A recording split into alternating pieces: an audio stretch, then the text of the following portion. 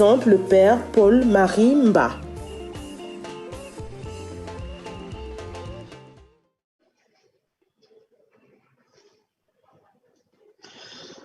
Notre secours est dans le nom du Seigneur qui a fait le ciel et la terre. Notre secours est dans le nom du Seigneur qui a fait le ciel et la terre.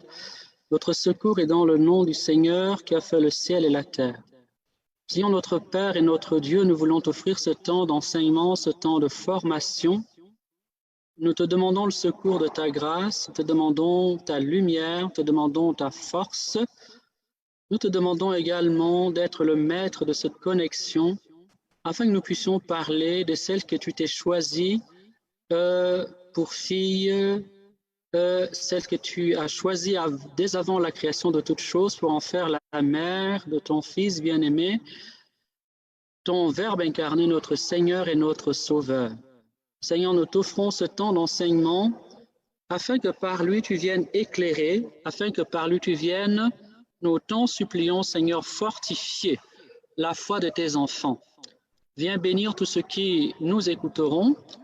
Viens bénir tous ceux qui seront en ligne avec nous. Viens parler à leur cœur, viens parler à leur vie. Nous te le demandons dans le nom vivant de Jésus. Amen. Ô Esprit Saint, prends le contrôle de mes lèvres au nom de Jésus. Amen. Ô Esprit Saint, prends le contrôle de mes pensées et de ma volonté, de mon intelligence, de mon imagination. Dans le nom de Jésus. Amen. Ô Esprit Saint, prends le contrôle de mes lèvres, sanctifie-les, purifie-les, qu'elles portent une parole de lumière et de grâce par le nom de Jésus. Amen. Ô Esprit Saint, je t'en supplie, viens prendre le contrôle de mon cœur, dépose en mon cœur, en ma conscience, ta lumière, ta présence, tes sentiments de grâce, de vie, de bonté et d'amour. Je t'en supplie dans le nom de Jésus, ô Saint-Esprit, prends le contrôle de mon corps et de mon cœur, car je suis le temple que le Christ s'est racheté par le mystère de sa mort, par le mystère de la rédemption. Esprit Saint, j'ai confiance en toi. Esprit Saint, merci pour ta bénédiction et ta présence. Amen. Frères et sœurs bien-aimés, le thème de cet enseignement est Marie au pied de la croix, modèle d'espérance. Marie au pied de la croix, modèle d'espérance. En abordant ce thème, il est important que nous précisions une première chose, c'est qu'il n'y a qu'un seul sauveur, un seul nom donné aux hommes par lequel ils sont sauvés, et un seul médiateur entre l'humanité et Dieu. Et ce médiateur, c'est le Christ Jésus. Un seul nom donné aux hommes, cela ne fait l'ombre d'aucun doute pour notre foi catholique. Un seul médiateur, à la fois vrai homme et vrai Dieu, qui a répandu son sang sur le bois de la croix pour que nous soyons sauvés. L'Écriture est formelle dessus. Notre foi catholique est claire sur cette vérité de base. Marie n'est donc pas l'égale du Christ. Marie n'est donc pas celle qui vient compléter quelque part d'une manière totale le Christ. Elle prolonge son action, elle apporte à son action un plus, mais nous le savons bien, il n'y a qu'un seul maître, un seul Seigneur et Sauveur, un seul médiateur établi par le Créateur entre l'humanité déchue et corrompue et lui, et ce seul médiateur, ce seul Sauveur, ce seul nom qui sauve, c'est le nom de Jésus. Bien sûr, ce texte, ces affirmations sont scripturaires, on peut les trouver, on peut dire dans tous les passages du Nouveau Testament en parlent. S'il est une vérité qui est massive dans le Nouveau Testament, c'est bien celle-là. Actes, le chapitre 4, le verset 12, il est dit qu'il y a un seul nom qui sauve, un seul nom a été donné aux hommes par lequel ils sont sauvés. Et dans la première épître à Timothée, le chapitre 2, le verset 5, Jésus est rappelé comme l'unique médiateur établi entre l'humanité et le Créateur. En disant cela, nous ne devons pas oublier que s'il y a un seul médiateur établi entre l'humanité et le Créateur, ce seul médiateur n'est vrai homme que parce qu'il a pris chair de notre chair, sang de notre sang, de la Vierge Marie. Il a pris chair de notre chair, sang de notre sang, de la Vierge Marie. Car quand vint la plénitude des temps, Dieu a envoyé son Fils né d'une femme, sujet de la loi, afin de nous conférer l'adoption filiale. Et cette femme sujet de la loi, c'est bien sûr, cela ne peut souffrir l'ombre d'aucune hésitation, c'est bien sûr la Vierge Marie, la Vierge de Nazareth. Ici, je viens de citer le chapitre 4 de l'Épître aux Galates, le chapitre 4, le chapitre 4, le verset 4 au verset 7. Dire cela, c'est dire qu'on ne peut pas séparer le mystère du Christ du mystère de la Vierge Marie. On ne peut pas raconter, on ne peut pas rapporter, on ne peut pas faire l'histoire humaine de Dieu fait chair sans de manière importante, sans de manière claire parler de la Vierge Marie. Car Dieu est entré dans l'histoire humaine. Dieu a fait route avec l'humanité grâce au mystère de l'incarnation, lequel est advenu par le fiat, donc par la foi de Marie, par la foi de Marie. Pas d'histoire avec Dieu comme homme, pas de récit de Dieu dans l'humanité, pas d'événement de Dieu comme un être humain, bien sûr sans péché, sans le mystère marial. L'histoire du Christ est donc en connexion étroite avec l'histoire de Marie. Pour dire la vie d'un homme, on commence toujours par ses origines. Et les origines humaines d'un homme, c'est d'abord ses parents. Eh bien, nous devons donc maintenir cette vérité de base, cette vérité essentielle. Il nous sauve, Dieu, dans son Verbe, mais son Verbe fait chair comme le Fils de la Vierge Marie.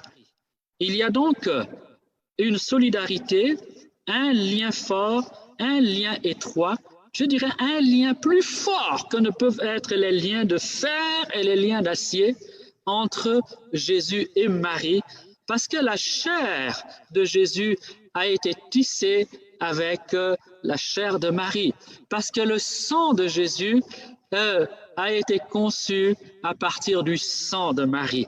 Vous voyez, ce lien-là, rien ne peut l'abolir. Quoique glorifié, c'est le sang de Marie devenu le sang de Jésus, ou le sang que Jésus a reçu de Marie qui a été glorifié.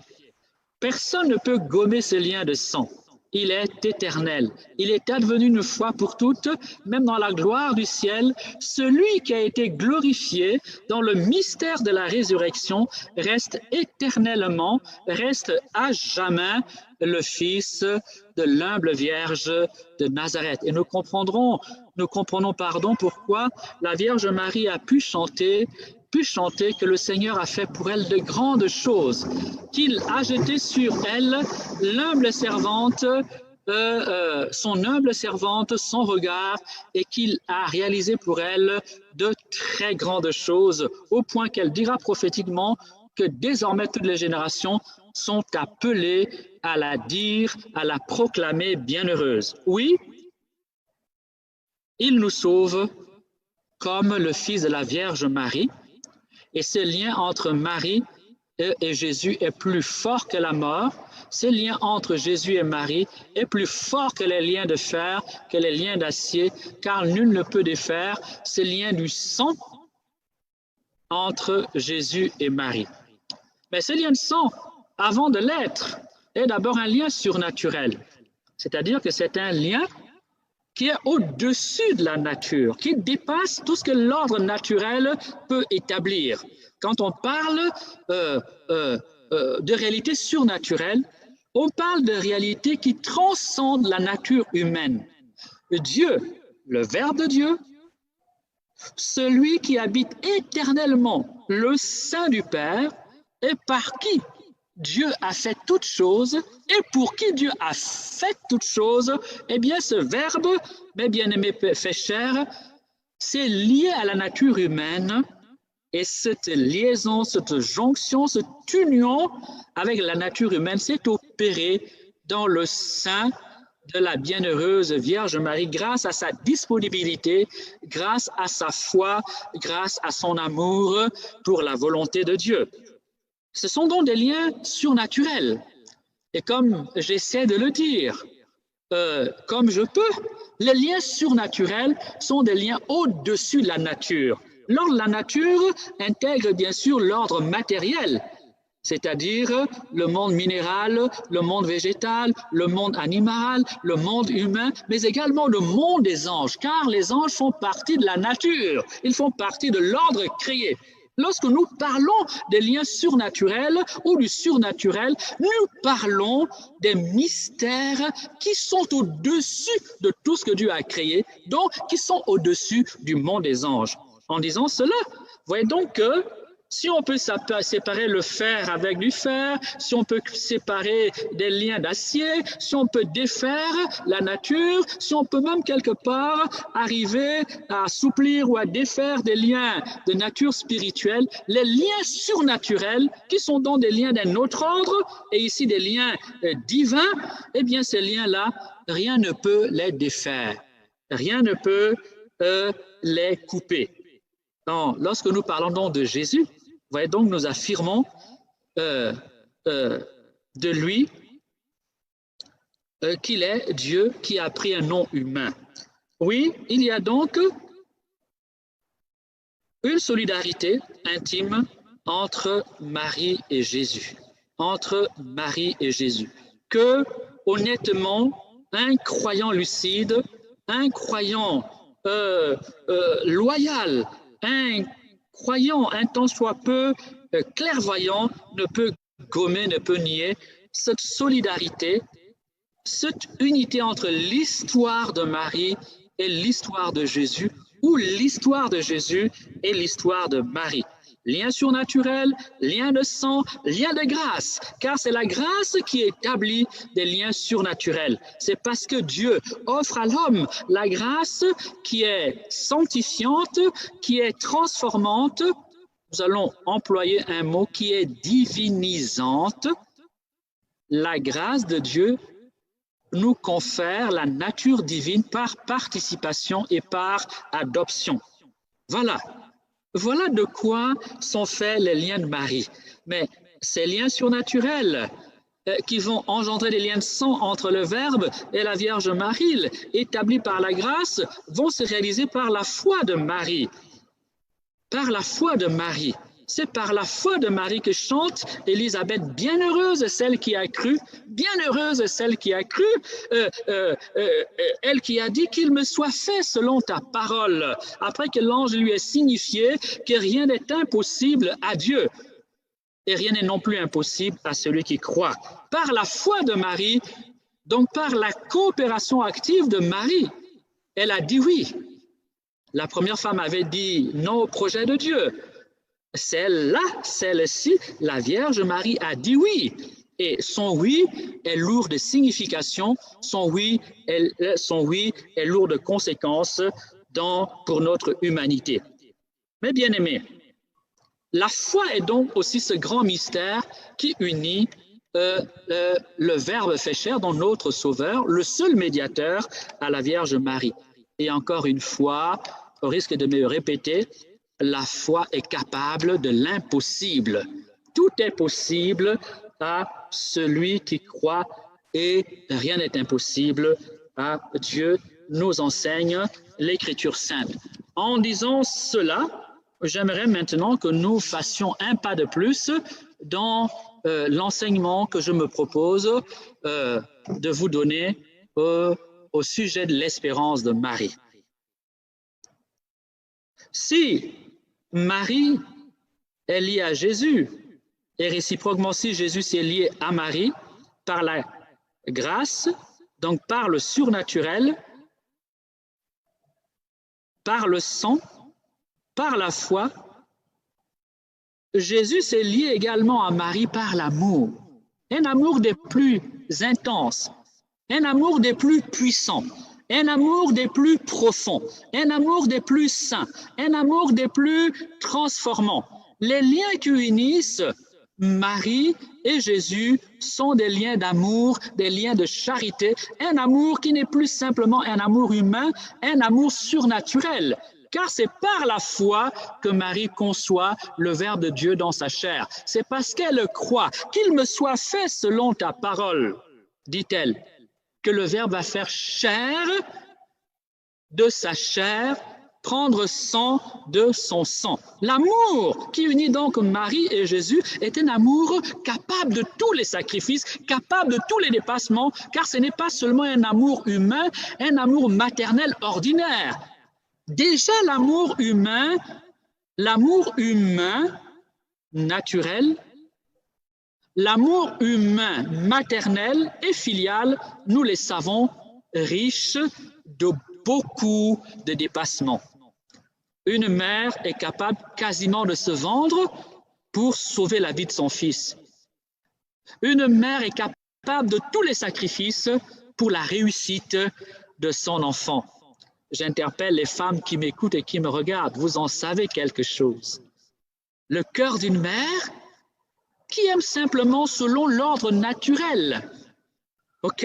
Et même dans le monde animal, nous voyons que les femelles, pour leurs petits, sont capables des mêmes sacrifices. Mais à plus forte raison, un amour divin, un amour surnaturel. L'amour qui unit Jésus et Marie est un amour d'abord surnaturel.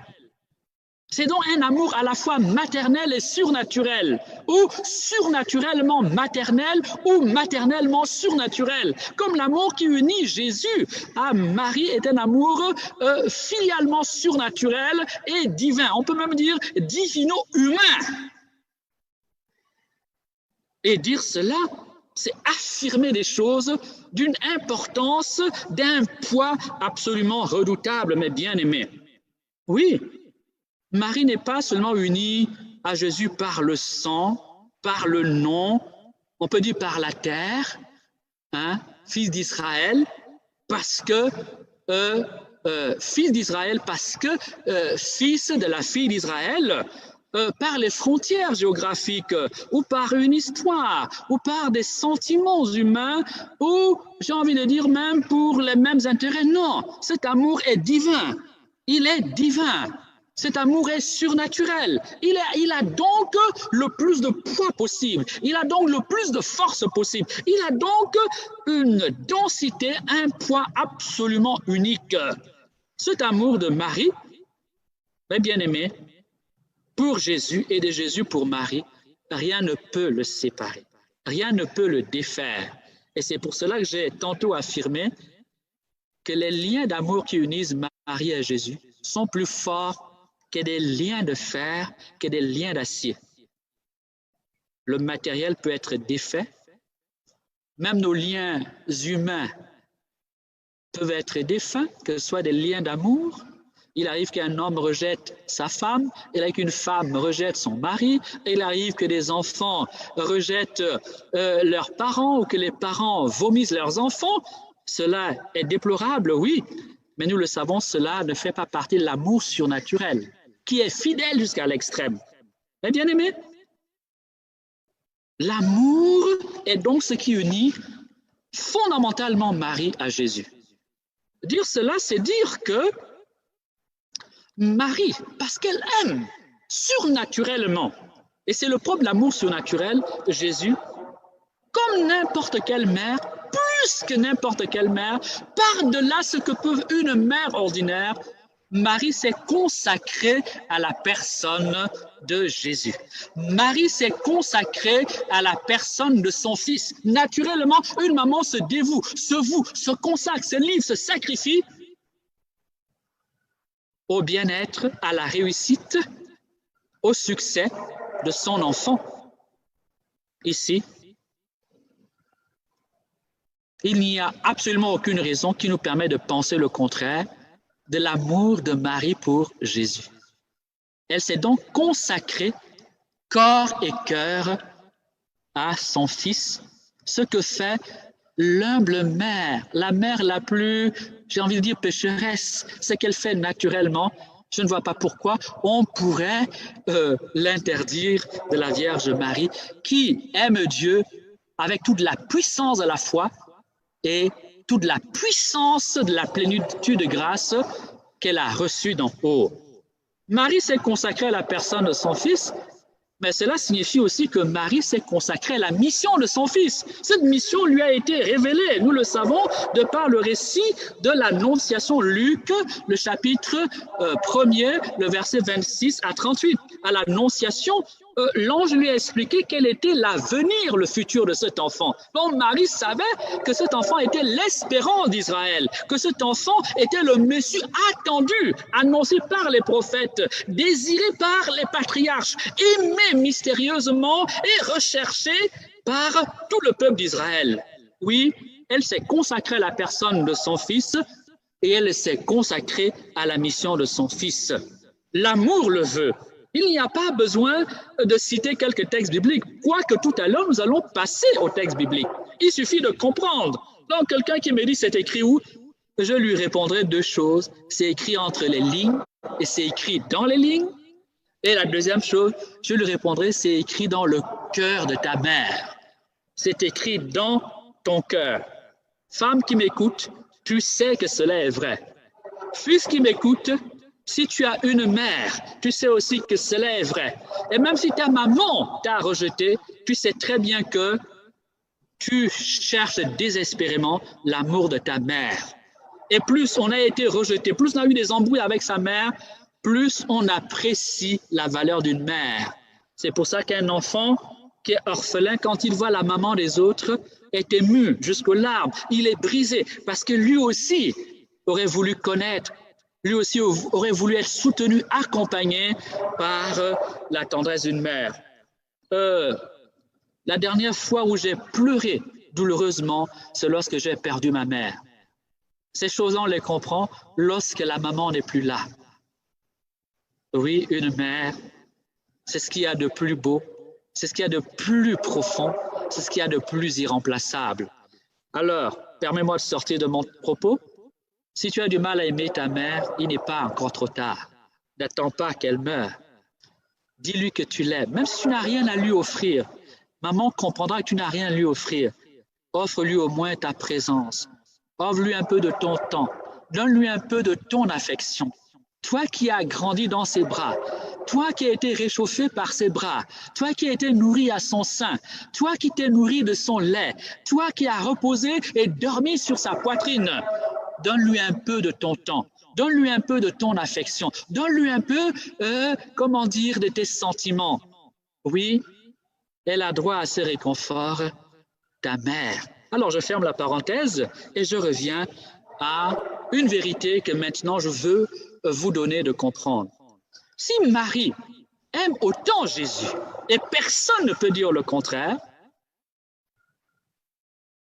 c'est que Marie vit en Jésus, c'est que Marie souffre en Jésus et avec Jésus, c'est que Marie souffre à cause de Jésus, c'est que Marie souffre aussi par Jésus, et c'est que Marie souffre pour Jésus.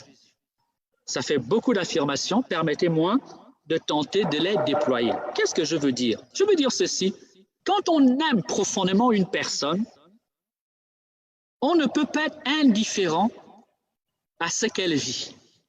Quand on aime profondément une personne, et une mère normale aime profondément son fils, on ne peut pas être indifférent à sa souffrance, on ne peut pas être indifférent à ses projets, on ne peut pas être indifférent à sa mission. Appliquons cela à la souffrance de Marie au pied de la croix. Eh bien, Marie vivait vraiment en Jésus. Oui, pourquoi? Bien parce que c'est la vie d'un enfant et quelque part la vie de ses parents. Oui, mais Marie vivait en lui aussi parce que dans la mission de Jésus, Marie entrevoyait le salut de l'humanité, sa raison de vivre sur la terre. Elle sait qu'elle est venue sur la terre, qu'elle a été choisie comme la fille de Sion pour la libération d'Israël, pour le salut de l'humanité. Donc Marie, Jésus est l'espérance de Marie. Jésus est la vie de Marie. Jésus est la raison de vivre de Marie. Toi qui es homme de Dieu, ou qui prétend être homme de Dieu ou femme de Dieu, Est-ce que tu ne vis pas pour le Christ? Est-ce que le Christ n'est pas ta vie? Est-ce que pour toi, vivre, ce n'est pas le Christ? Si cela est vrai pour toi, pourquoi cela ne serait-il pas vrai pour la Vierge Marie? Oui, je peux donc affirmer, en m'appuyant sur ton expérience de vie, que Marie a vécu en Jésus. Tout son être était tendu vers lui par l'amour, par la charité, par la grâce, par tout ce que l'ange lui avait révélé.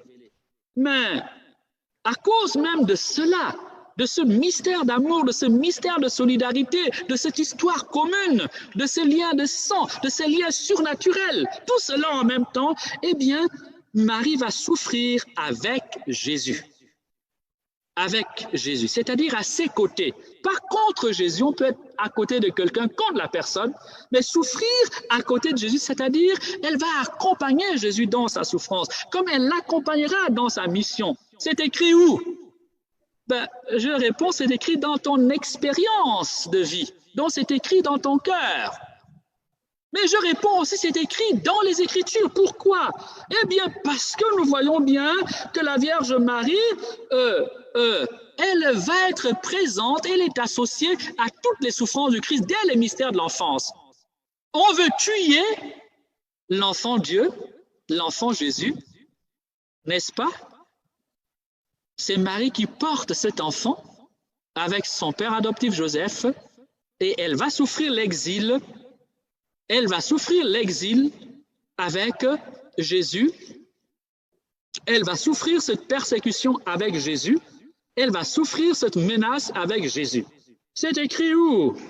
Eh bien, c'est écrit dans toutes les souffrances du mystère de l'enfance de Jésus. C'est écrit là, mon bien-aimé. Marie souffre aux côtés de Jésus. Mais Marie va souffrir aussi à cause de Jésus. Oui, quand on persécute le Fils, c'est qu'on persécute la mère. Et de la même manière, persécuter la mère, c'est persécuter l'enfant. Et parfois, l'une des manières les plus vicieuses de détruire un homme, c'est de faire du mal à ceux qu'il aime. Ah, laisse-moi te dire ceci. Lorsque tu manques de respect à l'endroit de Marie, c'est le Christ que tu humilies. Lorsque tu te mets à blasphémer le mystère de Marie, c'est en réalité Jésus que tu es en train de déshonorer. Il n'y a pas souffrance plus grande que celle-là, que de déshonorer la maman d'un homme. Oh, mon bien-aimé, Marie souffre aussi par Jésus. Qu'est-ce qui nous permet de comprendre cela? Eh bien, parce que la mission de Marie a été choisie par le Verbe, la personne du Verbe. Cette unique personne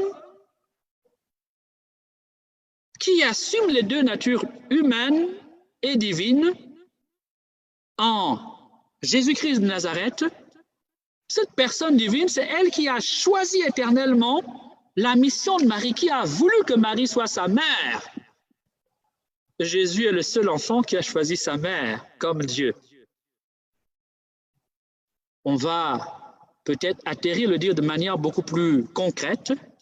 Lorsque Jésus disparaît mystérieusement au temple, et réapparaît après 3 jours, ce n'était pas un accident, c'était un événement prophétique. C'est Jésus qui a choisi de disparaître pour s'occuper des affaires de son Père. C'est la réponse qu'il donnera lui-même clairement, comment dire, à ses parents, donc à la Vierge Marie et à Joseph, qu'il avait cherché avec angoisse. Mon enfant, pourquoi nous as-tu fait cela? La réponse de Jésus, vous la connaissez. Il me faut être aux affaires de mon Père. Jésus ne pouvait ne pas ignorer à cet âge-là que sa disparition allait causer et faire l'angoisse de Marie pendant 3 jours et des angoisses terribles. Oui, Jésus souffre aussi Marie souffre aussi par Jésus. Marie souffre aussi par Jésus. Jésus a donc voulu certaines souffrances pour Marie, pour la fin que nous savons, c'est-à-dire pour le mystère de la croix. Pour lui, naturellement, Marie va souffrir, consacrée à son Fils, donnée tout entière à la mission de son Fils. Eh bien, Marie souffrira pour la cause de son Fils. Toutes les menaces que souffrira Jésus retomberont et rejailliront dans le cœur de Marie. Toutes les peines morales, physiques que Jésus aura à vivre dans sa vie, dans son enfance et dans sa vie publique auront un retentissement important dans l'âme, dans le cœur de Marie. Mes bien-aimés, du coup, nous sommes progressivement introduits à l'espérance de Marie. L'espérance de Marie. Marie est une femme d'espérance. Elle est une femme d'espérance. À la croix, de la manière la plus, visible, cela apparaît, mais cela ne s'est pas fait sans préparation. C'est à la croix que va éclater l'espérance mariale. C'est à la croix que va éclater la puissance, la profondeur de l'espérance mariale. Marie est une femme d'espérance. Comment pouvons-nous entendre cette affirmation? Eh bien, on peut la comprendre de différentes manières. La première manière, c'est nous devons nous rappeler que Marie a partagé l'espérance d'Israël. Elle est descendante du peuple élu. Et tout le peuple élu, comme toutes les jeunes filles de sa génération et tous les fils de tous les croyants de sa génération, attendaient le mystère du Christ, désiraient la venue du Christ, priaient pour cette venue, ils s'y préparaient. Et sans aucun doute, beaucoup de jeunes filles auraient voulu être la maman du Messie, la mère du Messie. Marie a donc Marie a donc partagé cette espérance. Mais de la manière la plus profonde possible, Marie sera également objet d'une espérance particulière, puisqu'elle recevra les promesses divines. Dieu, en se manifestant à elle par l'entremise de l'archange, son porte-parole officiel, l'archange Gabriel, Dieu va annoncer à Marie de grandes promesses. Dieu va annoncer à Marie le dessein mystérieux de son Fils, comme Dieu va annoncer à Marie ses propres souffrances. Nous avons particulièrement, la prophétie du vieillard Simeon, Luc 2, le verset 35. « Et toi-même un glaive te transpercera le cœur. » Mais l'espérance de Marie n'a pas commencé là.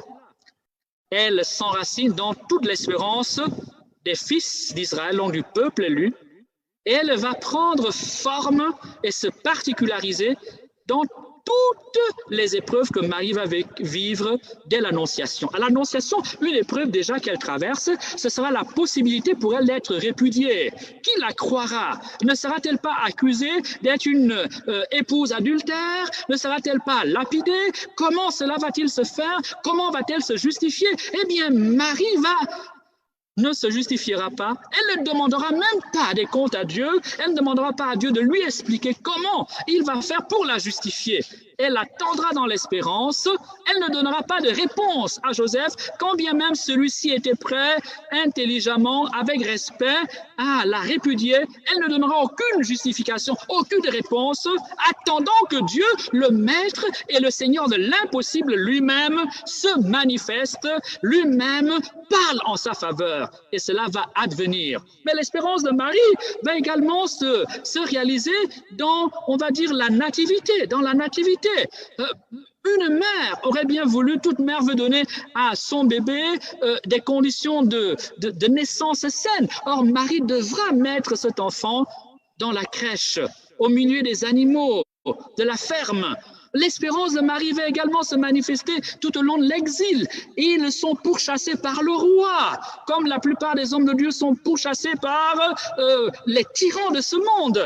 Eh bien, Marie attendra l'heure de Dieu, Marie attendra dans l'épreuve, sans aucune révolte, sans aucune, impatience, que Dieu vienne à son secours et que l'heure de Dieu arrive. Mes bien-aimés, l'espérance de Marie va se réaliser dans toute la vie de Jésus, dans toute la vie de Jésus. Car c'est toujours du Seigneur dont elle avait vu la puissance que Marie attendra la solution la réponse, le secours dans les épreuves. J'aimerais vous lire une antique prière qui a bercé l'enfance de bon nombre d'entre nous, une prière que l'on enseignait autrefois au catéchisme et qui avait pour but de nous éduquer à l'espérance. Mon Dieu, j'espère avec une ferme confiance que vous me donnerez, par les mérites de notre Seigneur Jésus-Christ, votre grâce en ce monde et le bonheur éternel et dans l'autre vie, parce que vous l'avez promis et que vous êtes fidèles à toutes vos promesses. Cette prière nous dit la nature du mystère de l'espérance. L'espérance est une grâce particulière que Dieu accorde aux croyants et peut dire le rôle, cette vertu particulière que Dieu accorde aux croyants, c'est de nous conférer une assurance ferme dans les difficultés, dans les épreuves, à attendre que Dieu réalise ses promesses à notre endroit. Alors les promesses de Dieu, il y en a qui concernent la vie présente, mais elles concernent la vie présente qu'en vue de la vie à venir. En d'autres termes, la grâce de l'espérance nous permet d'attendre patiemment, avec confiance, le bonheur éternel. Le bonheur éternel. Oh, Dieu seul peut donner le bonheur éternel parce que Dieu seul est éternel, Dieu seul est éternel, Dieu seul est, le bonheur qui ne finit pas, Dieu seul est maître de l'éternité, Dieu seul peut donner la vie éternelle. L'espérance nous pousse à cela, mais l'espérance nous pousse également à attendre en ce monde les moyens de parvenir à ce bonheur éternel ou les moyens d'assumer notre vie humaine conformément au projet de Dieu. Et cela en nous appuyant sur les promesses divines. Marie a su s'appuyer sur les promesses divines. Selon tenter de l'approfondir, cela est éclatant au pied de la croix. En Jean 19, le verset 25, « Or, au pied de la croix se tenait Marie, sa mère. » Et point de suspension. Or, au pied de la croix se tenait Marie, sa mère. C'est une formule lapidaire sur laquelle on peut passer comme, j'ai envie de dire, sans lui prêter aucune importance. Mais c'est mal connaître la nature des Écritures. Parfois, les choses les plus profondes se disent en un mot. Et l'Écriture elle-même est faite pour être méditée, pour être réfléchie, pour être scrutée. C'est pour cela que le psalmiste murmure la parole de Dieu jour et nuit. Plus on la murmure, plus on y réfléchit, on la médite, plus on peut entrevoir la richesse de sens de cette parole. C'est pour cela que l'apôtre Paul va dire que la lettre tue et c'est l'esprit qui vivifie. En d'autres termes, si nous n'allons pas au-delà, si nous ne lisons pas la parole de Dieu en pénétrant le sens des mots, en lisant entre les lignes, en interrogeant la parole de Dieu, en l'approfondissant, eh bien, nous pouvons passer à cause des choses les plus merveilleuses. Stabat mater, c'est ce que dit le latin. Debout se tenait la mer, elle se tenait debout. Mais bien aimés, vous avez oublié une chose, parce que nous marchons, nous ne sommes pas des paralysés, nous jouissons de notre mobilité, nous avons oublié que se tenir debout n'est pas chose aisée. Que quand un enfant apprend à se tenir debout, ce n'est jamais facile. Que pour s'arracher à la pesanteur du corps, pour se mettre debout, un enfant va tomber plusieurs fois, un enfant va se casser le nez et la tête. Et donc, même si avec les mois et les années, cela nous devient naturel, en réalité, se tenir debout n'est pas une attitude anodine. Il nous est plus facile de nous coucher. C'est pour ça que quand vous êtes fatigué, vous vous allongez. C'est pour ça que quand il fait chaud, on a envie de s'asseoir. C'est pour ça que de plus on vieillit, moins on supporte d'être debout et on a envie de s'allonger. Donc, quand l'Écriture dit « elle se tenait debout », mais dans quelles circonstances? Vous le savez bien, se tenir debout à l'heure de l'épreuve la plus terrible n'est pas aisé. Il y a des hommes qui sont balayés par l'épreuve. Il y a des hommes qui perdent la foi à la moindre épreuve. Beaucoup d'entre nous, à cause des souffrances de la vie, nous avons trahi le Christ. Beaucoup d'entre nous, à cause des souffrances de cette existence présente, ont renié le Christ. Beaucoup d'entre nous, mes bien-aimés, ont failli à l'heure de l'épreuve. Se tenir debout pour une mère alors qu'on est en train de crucifier son enfant, mes bien-aimés, ça ne peut pas être un geste banal, une attitude banale. Amen. Se tenir debout, c'est l'attitude du serviteur. Se tenir debout, c'est l'attitude du garde en faction devant, comment dire, un palais ou devant un domicile. Se tenir debout, c'est l'attitude également du combattant, du soldat prêt, comment dire, à affronter le défi, à affronter la mort, à affronter l'épreuve, à affronter, comment dire, la souffrance. Se tenir debout, c'est l'attitude du victorieux. Marie ne peut tenir debout à l'heure de l'épreuve que parce qu'elle est tout cela en même temps. D'ailleurs, en Luc 1, le verset 38, qu'est-ce qu'elle a dit? Je suis la servante du Seigneur. Au pied de la croix,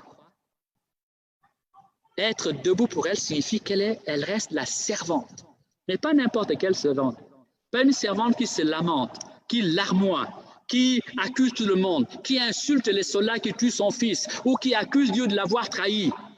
Non, c'est l'attitude de la combattante, de la servante qui reste fermement attachée à sa foi. Elle a fait l'expérience. Elle a fait l'expérience de la puissance de la foi. La preuve, c'est la naissance de Jésus, c'est la conception de Jésus, mais elle a suivi aussi le ministère de son Fils. Marie a vu les miracles opérés par Jésus. Marie a entendu parler des miracles opérés par Jésus.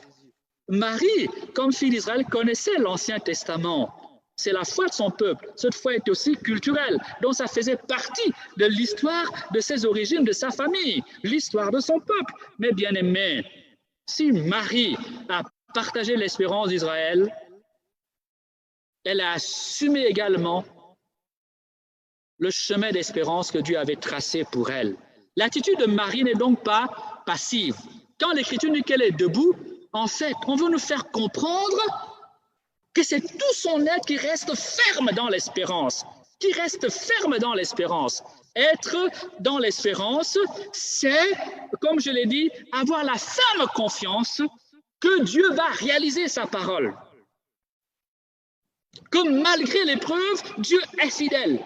C'est cela le propre de l'espérance, que Dieu a les moyens d'honorer sa parole, que ce qu'il nous a dit, que ce qu'il nous a promis, il le réalisera. Dieu avait promis à Marie que cet enfant ne serait pas l'échec d'Israël, que cet enfant est le relèvement d'Israël, que cet enfant est le Messie de Dieu, que cet enfant est celui qui doit gouverner le monde, que cet enfant est la gloire de son peuple Israël. Quand l'Écriture chante, quand l'Écriture dit qu'elle est debout, en une petite phrase, mes bien-aimés, nous devons aller beaucoup plus loin. Oui, la foi de Marie au pied de la croix n'est pas passive. D'ailleurs, la foi de Marie n'a jamais été passive. Mais encore faut-il qu'on lise les Écritures pour le comprendre. La foi de Marie n'a jamais été passive dans les Écritures. Elle a toujours été active. Toujours été active. Oui, comment? Qu'est-ce qui permet de le dire? Eh bien, nous voyons en Luc 1, 45, l'Écriture dit, sur les lèvres d'Élisabeth, bienheureuse celle qui a cru en l'accomplissement. Elle a cru. Dieu ne s'est pas incarné comme ça magiquement. Elle a dû croire. Comment cela? Mais l'Esprit Saint viendra et il sera le Fils du Dieu très haut. Et Marie va dire que cela se fasse dans ma vie, que cette parole se réalise en moi. Et Élisabeth va, comment dire, compléter, éclairer. Bienheureuse celle qui a cru. La foi n'est pas passive, la foi est active, surtout en période d'épreuve, lorsque tout est obscur, lorsque rien ne marche dans ta vie, lorsqu'il pleut dans ta vie, lorsque tu as l'impression que ta prière, elle ne rencontre que des murs, et lorsqu'il a l'impression qu'il fait nuit et sombre, lorsque tu es pris dans la tempête, la foi ne peut pas être passive, c'est l'espérance qui va entrer en action. Tu croiras de toute ton espérance que Dieu est capable. Dieu est capable. Elle croyait en l'accomplissement, Luc 1, 45. D'ailleurs, on voit cette activité de la foi de Marie, puisque à un moment donné, elle dialogue avec l'ange, n'est-ce pas? Elle pose des questions à l'ange. Donc, elle ne subit pas massivement. Ce n'est pas un objet qu'on utilise comme on veut. Elle a participé au mystère de Dieu. Ensuite, dans Luc 2, le verset 19 et le verset 51,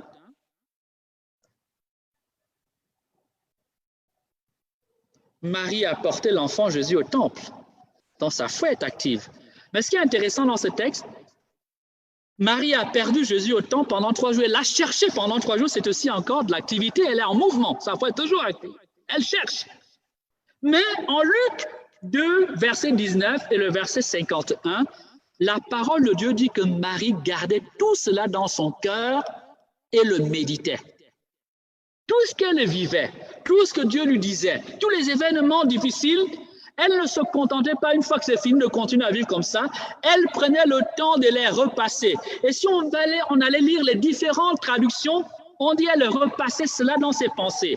On dit elle méditait cela. C'est un peu comme si elle revoyait le film. Mais en fait, les bonnes traductions, c'est elle méditait tout cela dans son cœur. La foi de Marie n'est donc pas passive. Elle ne subit pas. Elle est entraînée à cela. Elle a toujours médité dans son cœur ce qu'elle était en train de vivre. On médite pour faire quoi? On médite pour comprendre le projet de Dieu. On médite pourquoi? Pour s'accorder à la volonté de Dieu. Amen. À la visitation, nous voyons encore que la foi de Marie n'est pas passive. La visitation, bien sûr, c'est lorsque la Vierge Marie va saluer sa cousine Élisabeth. Est-ce que l'ange lui a demandé d'aller visiter Élisabeth? Ceux qui me suivent, l'ange a-t-il demandé à Marie d'aller voir Élisabeth? Non. L'ange lui a juste dit que sa cousine, vieille qu'elle était enceinte. Mais la foi de Marie qui est active va anticiper. La foi de Marie est active et elle est capable d'initiative. Elle sait anticiper. Elle sait anticiper. Donc si je dis de Marie à la croix qu'elle n'est pas passive, c'est en vertu de tout ce que là, un homme a des habitudes, un homme a des réflexes. Marie, quand on lit l'Écriture, on voit qu'elle a des réflexes, une manière de vivre sa foi. Elle va en pèlerinage, elle présente, consacre son enfant au temple, elle protège son enfant. Mais bien aimé, elle anticipe, elle sait rendre service. Quand bien on ne lui a pas demandé, elle sait poser des questions, elle sait voir où sont les problèmes pour apporter une réponse. Ici, Cana. Jean le chapitre 2, le verset 1 à 11. Qu'est-ce qui se passe à Cana? Marie est invitée, elle emmène son fils. Mais le plus beau dans le texte, c'est que, et là nous allons voir encore cette foi active de Marie, cette capacité à prendre l'initiative en croyant à l'impossible. Qu'est-ce qui se passe à Cana? Le mariage, la fête est belle, mais soudain, il n'y a plus de vin. Il n'y a plus de vin. Et Marie va anticiper, elle prend l'initiative de son propre chef, elle va voir, elle dit, mais voilà ce qu'il faut faire, faites tout ce qu'il vous dira. Jean 2, le verset 5, faites tout ce qu'il vous dira. Elle va voir Jésus, dit, mais il n'y a plus de vin. Et Jésus semble répondre comme s'il disait non. Mais Marie ne s'arrête pas là, elle va voir les serviteurs, il faut obéir. Tout ce qu'il va vous dire, il faut y obéir, n'est-ce pas? Mais bien aimé. Vous voyez donc que si on dit c'est par ses actes, Saint Jacques a écrit ceci, c'est par mes actes que je te montrerai ma foi. Tu peux dire que tu crois, les démons croient, les esprits croient, n'est-ce pas? Moi, c'est par mes actes que je te montre ma foi. La vie de Marie montre qu'elle ne parle pas beaucoup. À part le Magnificat, à part le dialogue, n'est-ce pas? Au pied de la croix, elle ne parle plus, n'est-ce pas? Mais ce n'est pas pour autant qu'elle est passive. Le silence ne signifie pas qu'on ne fait rien. Un homme peut être en silence alors que son esprit est loin. Un homme peut être en silence alors qu'il est en train de voyager dans des mondes invisibles. Un homme peut être en silence alors qu'il est en plein dialogue avec Dieu. Un homme peut être en silence alors qu'il voit le ciel ouvert. Amen. Jacques 2, le verset 18. C'est par mes actes que je te montre ma foi. Vous voyez donc, puisqu'un homme est fidèle à son passé, la Vierge Marie qu'on voit au pied de la croix, là, ne pensez pas qu'elle non. c'est elle-même. Si elle est debout, c'est parce que tout cela vit en elle. C'est parce qu'elle est en train de vivre intensément le mystère. Amen. Mes bien-aimés, frères et sœurs bien-aimés, en soulignant ce mystère de la foi de Marie, je suis donc en train de vous dire que à la croix, nous pouvons contempler dans le silence de Marie, à l'œuvre, beaucoup de qualités, beaucoup d'attitudes qui nous sont utiles pour vivre nos souffrances, pour vivre nos épreuves. Quelles sont les attitudes qu'on peut contempler, qu'on peut voir derrière ce « elle se tenait debout ». J'ai déjà énuméré, si vous avez suivi mon propos. Vous le savez bien, tenir debout alors qu'on tue ton enfant, on peut s'évanouir, on peut perdre connaissance, on peut même faire pipi sur place, on peut insulter tout le monde, on peut se marier debout. Qu'est-ce qu'on peut contempler derrière cette attitude? Et qui nous montre les qualités de l'espérance de Marie. Car les vertus théologales sont liées aux vertus morales. Tu ne peux pas dire que tu crois si tu n'as pas un certain nombre de qualités. Tu ne peux pas aimer Dieu sans qu'en même temps tu sois capable d'aimer les autres, sans qu'il y ait d'autres vertus qui rentrent dans ta vie, comme l'esprit de service, comme la compassion, comme l'attention à l'autre. Les vertus théologales entraînent avec elles tout un nombre d'attitudes qui transforment la vie de l'homme et qui font que l'homme est un plus pour ce monde. Que voyons-nous derrière ce « au pied de la croix se tenait sa mère ». Eh bien, on voit d'abord une chose, c'est la force. Il faut beaucoup de force pour tenir debout quand tout est en train de s'écrouler. D'ailleurs, je vous signale qu'à la croix, il y aura le tremblement de terre. Peut-être n'avez pas fait attention à ça. Qu'à la croix, le ciel va s'obscurcir. Qu'à la croix, elle va voir comment on transperce le corps de son fils. Amen. Il faut beaucoup de force pour tenir debout, force de caractère, force d'âme, force spirituelle pour qu'elle reste debout. Amen. Et qu'elle assiste à tout cela. Amen. La patience. Marie ne se permet pas hurler. Dieu, tu es où? Tu es où? Vous savez, sur la croix, il y a un des larrons qui dit, mais Dieu est où? Si tu es Dieu, sauve-nous. Marie a pu dire, mais Dieu, tu m'as menti. Mais elle sait que Dieu ne peut pas mentir, que les promesses de Dieu sont sûres. Elle ne sait pas ce que Dieu va faire, mais elle le croit, elle a vu. Encore une fois, l'enfant qu'on tue est la preuve que Dieu est capable de tout. Amen. Elle ne l'a pas eu en ayant une intimité avec son mari. Elle l'a eu miraculeusement. Et elle a entendu parler ou elle a vu les résurrections opérées par Jésus. Donc Marie est une habituée des actes divers, mais ce n'est pas pour autant qu'elle ne souffre pas. La patience. Marie se manifeste comme la femme patiente. Patiente dans la douleur, capable d'endurer l'épreuve, capable de supporter et d'attendre l'heure de Dieu, la gloire de Dieu. Amen. Qu'est-ce que nous pouvons encore remarquer? Eh bien, nous pouvons voir le courage de Marie. Il faut beaucoup de courage pour qu'une maman accepte d'aller jusque-là et qu'elle, tout en restant digne. Amen. Toi qui souffres peut-être la perte d'un enfant, toi qui as souffert la perte d'un mari ou d'un frère, ces paroles peuvent trouver un écho en toi. Tu as besoin d'aller au pied de la croix, contempler Marie et demander que l'Esprit mette aussi en toi cette espérance, cette force d'âme, ce courage, cette force, cette patience, mais également cette obéissance à la volonté de Dieu. Vous vous souvenez, sur la croix, il y a deux larrons. Ça vous dit quelque chose? Il y a un qui se révolte, alors qu'il mérite la mort. N'est-ce pas? Un qui se révolte, il a volé, il a tué, il est condamné, mais il mérite. Il y a un autre qui dit, c'est juste. J'accueille mon sort. Je sais que j'ai fait beaucoup de mal. Je mérite d'être mis à mort. Mais Jésus, souviens-toi de moi quand tu viens dans ton royaume. Amen. Je vais dire quoi? Pour rester debout comme Marie l'est, il faut qu'elle ait accepté la volonté de Dieu. Quand on dit donc qu'elle se tenait debout, l'homme qui médite, l'homme qui prie comprend que Marie est dans une attitude d'obéissance et d'accueil de la volonté divine. Dis Amen. Elle accueille la volonté de Dieu. Cette volonté de Dieu, Jésus l'a enseigné. Jésus a enseigné qu'il allait mourir et ressusciter 3 jours. N'oubliez pas que Jean le Baptiste, qui était cousin de Jésus, a annoncé que Jésus était l'agneau de Dieu. Or, l'agneau de Dieu, c'est celui qui devait être sacrifié. Jésus est l'agneau humain, l'homme qui devait être sacrifié. Donc, Marie savait tout cela. Elle était habituée à méditer la parole de Dieu. Elle sait. Elle a vu l'Esprit à l'œuvre dans la vie d'Élisabeth. Elle sait. Amen. Marie est donc debout parce qu'elle accueille la volonté de Dieu dans l'espérance. C'est pas qu'elle dit non, c'est fini. Non, elle sait que Dieu est capable de tous les retournements. Regardez, le peuple d'Israël arrive devant la mer.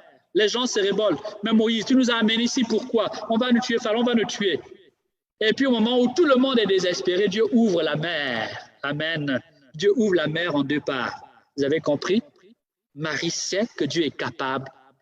Elle accueille donc cette volonté. Dire que Marie accueille la volonté de Dieu, c'est dire également que Marie est en prière. Oh, c'est écrit où? Tu vas encore dire, c'est écrit où? Tu exagères. Non, je n'exagère pas. C'est une femme de prière. On nous dit qu'elle allait en pèlerinage régulièrement. Elle était une bonne croyante. On nous dit qu'elle méditait la parole dans son cœur. Pourquoi tu veux qu'à l'heure où tout va mal, elle ne prie pas? Comment peut-elle tenir debout si elle ne prie pas? Le silence de Marie n'est non pas un silence vide. C'est un silence habité par la prière. Elle accueille la volonté de Dieu. J'allais même dire mieux, elle accueille la volonté de son Fils parce que Jésus a dit que nul ne prenait sa vie, c'est lui qui la donne. Elle pouvoir la donner, la reprendre. Donc, elle accueille la volonté, le plan de son Fils. Malgré le fait que son cœur, son âme est brisée, elle accueille. Mais tout en priant, elle offre. Elle offre son Fils en sacrifice. Elle l'avait offert dans le temple. Elle l'avait donné à Dieu. Pourquoi l'a-t-elle donné à Dieu? Mais pour que le projet de Dieu se réalise dans sa vie. Marie n'est pas comme ces mamans qui amènent les prix pour les vocations. Quand Dieu appelle son Fils, elle pleure. Elle se révolte. J'ai vu des femmes comme ça, elles sont toutes en train de prier pour que Dieu appelle les vocations, que Dieu donne des prêtres, que Dieu donne... Mais quand Dieu dit à son enfant, viens, elle pleure, elle n'est pas contente. Non, Marie n'est pas ça. Elle accueille la volonté de Dieu sur son Fils, elle accueille la volonté de son Fils. Amen. Le silence de Marie au pied de la croix et sa station debout, mes bien-aimés, sont donc habités par une espérance absolument merveilleuse et par des qualités d'âme qui sont admirables, qui sont idéales, qui font notre admiration, qui peuvent émerveiller celui qui contemple, celui qui médite sur Marie au pied de la croix. Debout, elle offre, mais debout, elle s'offre aussi. Une maman a envie de mourir avec son fils, elle s'offre aussi. Elle sait que le projet de Dieu, c'est que il souffre pour que nous soyons sauvés. Donc ne pensez pas que Marie est extérieure. Elle est unie à son Fils. Elle suit son Fils dans sa passion, mais comme la mère. Amen. Oh, Marie est une femme de communion. C'est une femme de communion. Dans Actes, le chapitre 1, le verset 14, il nous a dit que tous d'un même cœur, ils se tenaient en prière. On voit que Marie, en communion avec les apôtres, se tenait en prière. Ça, c'est après, comment dire, la résurrection. Ok, c'est une femme de communion. Elle était en communion avec son Fils qui s'offrait pour le monde. Mais bien aimés, voilà donc des éléments qui nous permettent de voir la profondeur, la grandeur, la richesse de l'espérance mariale. La vertu d'espérance, c'est ce don de Dieu, cette grâce de Dieu, cette qualité divine, ce don divin qui fait que nous avons la ferme confiance d'obtenir ce que Dieu nous a promis. Parce que Dieu est fidèle, parce que Dieu a les moyens de le réaliser. Dieu a promis à Marie de grandes choses. Elle sait que Dieu le fera. Même si elle souffre terriblement, elle ne doute pas, elle continue d'espérer contre toute espérance. Nous admirons la foi d'Abraham, nous admirons la foi d'un Saint Paul, nous admirons la foi des patriarches et des prophètes, dont certains nous savons qu'étaient de grands pécheurs, et vous voulez ne pas regarder le mystère de Marie. Comment cela est-il possible? Comment peut-on passer à côté d'une telle richesse de grâce? Elle est dans l'Écriture. L'histoire de Jésus commence avec elle. Il a un nom parce que Marie est là. Il a un sang, il a un visage d'homme. Il est l'Emmanuel. Dieu avec nous et pour nous. Parce que Marie est là. Les deux sont liés. Les deux sont liés. Ne séparez pas ceux que Dieu a ainsi unis. Ne séparez pas, comment dire, la mère de son fils. Ne séparez pas l'un enfant de sa mère. Ne le séparez pas. Ne séparez pas. Oh, tu peux dire, mais non, mais ma belle-mère, la maman de mon mari, elle me cause des problèmes. Marie n'est pas de ce genre-là.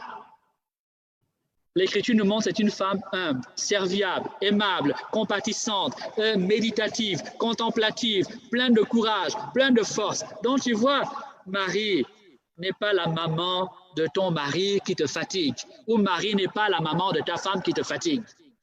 Ok, on peut donc la regarder. Mais où est-ce que Marie a trouvé autant de grâce? Eh bien, on peut dire que Marie a été préparée à cette espérance. Ok? L'Esprit Saint a reposé sur elle, car l'espérance est d'abord un don qui vient de Dieu, mais on n'a que les dons de Dieu et on peut les déployer. Les dons nous sont donnés comme des semences, ok, plus ou moins parfaites, mais que nous allons nous-mêmes développer. Marie a reçu ces dons-là et Dieu l'a préparée à sa mission, car Dieu prépare toujours ses amis à sa mission. Un enfant, on le prépare toujours à quelque chose. Malheur à celui qui, sans avoir été préparé à une mission, va assumer une mission. Vous avez aujourd'hui des gens sans aucune préparation s'autoproclament ceci, mais bien aimé. Pour exercer une fonction, on y est préparé. Pour jouer un rôle important, on doit s'y préparer. Dieu a préparé Marie à la croix. Par exemple, toutes les souffrances on va dire, du mystère des mystères de l'enfance ont préparé Marie à cela. La persécution du roi Hérode l'a préparé à souffrir l'épreuve de la croix. La prophétie de Simeon, ton âme sera transpercée. Lui-même, il sera ainsi a préparé son âme, n'est-ce pas? La disparition de l'enfant Jésus au temple pendant 3 jours.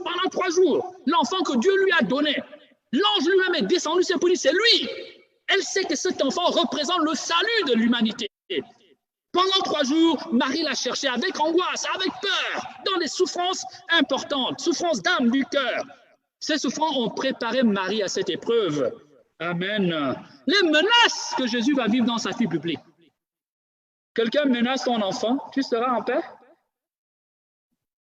Personne ne sera en paix. Donc, toutes ces souffrances ont préparé. Mais les paroles de Dieu également, ce que Jésus enseignait, ce que Marie méditait son cœur, tout cela l'a préparé à vivre de cette espérance incroyable, cette espérance unique. Les événements, le don de Dieu et son attachement personnel à la parole de Dieu. L'action de Dieu dans sa vie, Marie l'a vue. La méditation de cette action de Dieu dans sa vie, Marie l'a faite. Sa vie de prière, Marie l'a gardée. Mais surtout, n'oubliez pas, un enfant regarde, non, une maman regarde toujours son fils. Surtout quand le fils qui lui a été confié un grand dessein. On va prendre un exemple un peu. Si on t'annonce que ton enfant, là, sera président, je parie que on te le dit, un prophète vient. Un vrai prophète et pas les faux, parce qu'il y a plein de faux prophètes aujourd'hui. Il t'annonce que cette année, c'est ton année. Hein? Ils ne nous ont même pas annoncé le coronavirus. Ils n'ont pas annoncé le coronavirus. Ils t'annoncent que cette année, tu vas te marier. L'année suivante, tu es toujours célibataire. Et entre passage, quelqu'un est venu embrouiller ta vie. Hein? Il t'annonce que maintenant, tu vas trouver un grand travail. 2 ans plus tard, c'est toujours pas réalisé. Bon, tu as peut-être l'espérance, bon, écoute, c'est très bien. Mais je constate que tu es en train de vieillir sans que ces nombreuses prophéties se réalisent. Oh, 2 choses, soit le prophète était faux, c'est toi, soit toi qui es faux, qui ne vis pas ta foi. Bon, à toi de trouver l'erreur. Amen. Marie a toujours regardé son fils. L'ange, dont le représentant de Dieu lui-même, pas un homme, est descendu pour lui dire c'est lui. Donc ne pensez pas que Marie, même quand elle était à la maison et que Jésus était dans une ville, que Marie ne suivait pas les choses. Elle se renseignait, elle écoutait. Amen. Le regard que Marie posait sur Jésus l'a également préparé à cette mission. Tout est possible à Dieu. Tout est possible à celui qui croit. Marie, dans le mystère de la passion, lorsque Jésus est mis en croix, si vous m'avez un peu compris, non, je vais dire les choses autrement. Si j'ai été un peu clair, j'espère que vous avez entrevu qu'au pied de la croix, il y a beaucoup de qualités mariales qui sont dévoilées pour celui qui ne lit pas l'Écriture comme ça, pour celui qui ne lit pas en passant. Voilà pourquoi on peut dire que Marie, au pied de la croix, est notre modèle dans l'espérance. Elle est modèle dans l'espérance. Modèle dans l'espérance. C'est l'enseignement de l'Église. Par exemple, dans les textes des plus costauds, des plus forts, où l'Église réfléchit son propre mystère, elle réfléchit le mystère marial, en Lumen Gentium, le numéro 53 et le numéro 63. Pardonnez-moi de citer ces grands textes-là. Bon, c'est pas pour faire semblant savant, c'est juste pour qu'au moins vous ayez entendu parler. Marie est présentée comme le modèle des croyants. Modèle. Est-ce excessif de le dire? Si vraiment on médite les évangiles, la vie de Marie, est-ce que ce n'est pas normal d'affirmer cela?